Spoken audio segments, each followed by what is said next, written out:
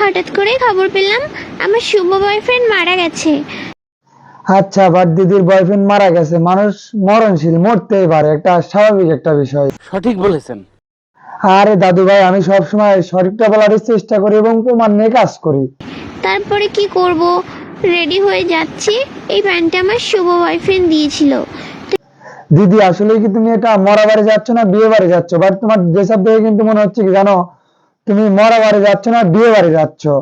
আনন্দের সংবাদ। এটা জীবনে আনন্দের সংবাদ হতে পারে না। এর কারণ কি জানেন? কারণ এর তলি খোঁজা সবকিছু আগে বের করতে হবে, তার উপর বুঝতে হবে আসল ঘটনা কি। আজকের ঘটনা কি? সব খোলাখুলি।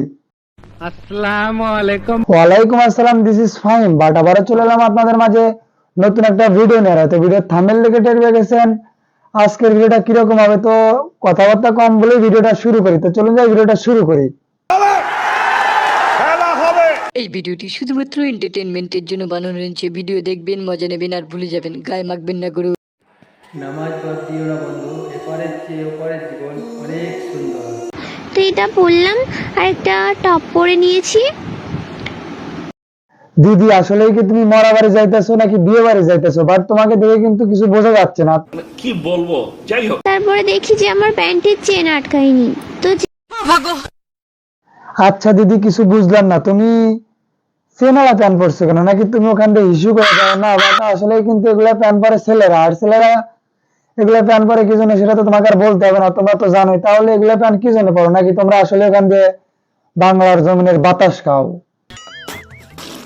আমি যদি কালো হয়ে যাই তারপরে তো আমার আর কোনো বয়ফ্রেন্ড থাকবে না, তার জন্য আমি এই শার্টটা পরে নিয়েছি। বসে বসে এতক্ষণ ধরে ভিডিও দেখে কি তাহলে কিছু বুঝতে পারলা? দিদি কিন্তু আসলেই মরা বাড়ি যাচ্ছে না, ড্রেসআপ দেখে মনে হচ্ছে বিয়ে বাড়ি যাচ্ছে।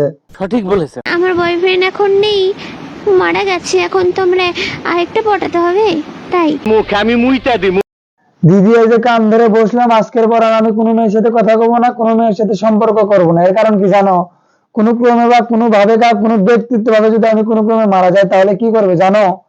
জানাজায় পড়াতে যাবে না, কিছু না, মাটি দিতে যাবে না, দেখতেও যাবে না। সে কি করবে? নতুন একটা বয়ফ্রেন্ড খুঁজতে যাবে। আর সেই জন্য নিত্য নমুনা ড্রেস আপ করবে আর মানুষকে দেখাবে যে দেখো আমি কিন্তু আসলে এখানে মানুষ মাটি মরে গেছে না কি হয়েছে সেটা দেখতে আসি না, এবার বয়ফ্রেন্ড খুঁজতে যাচ্ছি। এইরকমই তো হবে, তাই না? মুখে আমি মুইটা দিই।